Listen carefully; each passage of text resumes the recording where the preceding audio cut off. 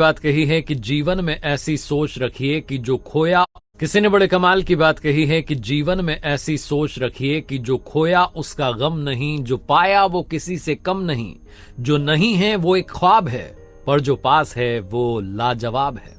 नमस्ते, मैं हूं आरजे कार्तिक। एक बड़ी छोटी सी कहानी सुनाता हूं एक बिजनेसमैन की जो अपनी विदेश यात्रा से वापस लौटे और जिस दिन वो शहर में आए, जिस दिन उन्होंने एयरपोर्ट से टैक्सी की, वो अपने घर तक पहुंचे, कॉलोनी में पहुंचे, तो वहां जैसे ही वो टैक्सी से बाहर निकले उन्होंने देखा कि उनके मकान में आग लग चुकी है। पूरा मकान जो है जल रहा था। घर वाले एक एक करके बाहर चले आए थे, सारे घर वाले घर के बाहर थे और उस जलते हुए मकान को देख रहे थे।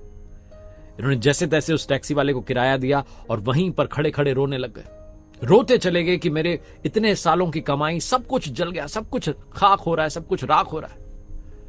बहुत जोर जोर से रो रहे थे। इनका बड़ा बेटा वहीं पर मौजूद था। वो भी देख रहा था कि पिताजी को क्या हो गया। कॉलोनी के बाकी लोग देख रहे थे कि भाई साहब गहरे सदमे में चले गए। उस बड़े बेटे को लगा कि पिताजी को कहीं दिल का दौरा ना आ जाए, पिताजी ज्यादा बीमार ना हो जाए। वो दौड़ के आया और कहने लगा कि पिताजी एक बात आपसे कहनी है। पिताजी ने कहा ऐसे समय पर क्या बात करनी है? फटाफट से फायर ब्रिगेड को बुलाओ। बोले हाँ, हमने कॉल कर दिया, आती होगी। हम कोशिश कर रहे हैं आग को काबू में करने की। आप मेरी बात सुनो। जब आप विदेश यात्रा पर थे तब हमने आपके पीछे से इस मकान का सौदा कर दिया था, अच्छे पैसे मिल रहे थे। वो सौदा सुनकर आप भी प्रसन्न हो जाएंगे। पिताजी ने कहा अच्छा, मतलब ये मकान तुमने बेच दिया? बोले हाँ। जैसे ही पिताजी ने सुना उनका रोना बंद हो गया।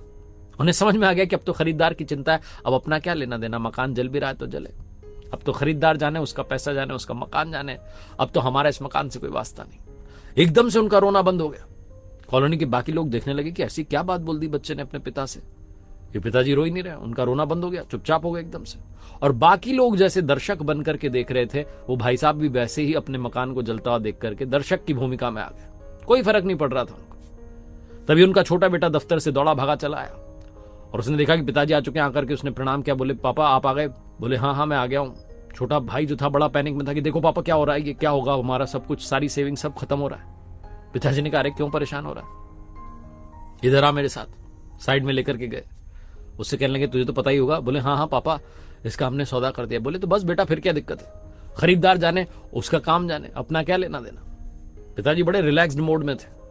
छोटे बेटे ने कहा पापा वो सब तो ठीक है, सौदा तो हो गया, लेकिन उसने अभी हमें पैसे नहीं दिए हैं।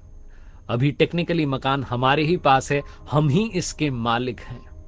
जैसे ही छोटे बेटे ने बात बोली, पिताजी फिर से जोर जोर से रोने लगे। बाकी सारे लोग देख रहे थे कि अब छोटे वाले ने क्या बोल दिया कि इनको इतना रोना आ रहा। बहुत छोटी सी कहानी है। वही भाई साहब, वही जलता हुआ मकान, दो परिस्थितियां और दोनों में उनका रिएक्शन अलग अलग। जब उन्हें पता चला कि मकान बिक गया है तो नॉर्मल हो गए। जब पता चला कि पैसा नहीं मिला है तो फिर से रोने लग गए।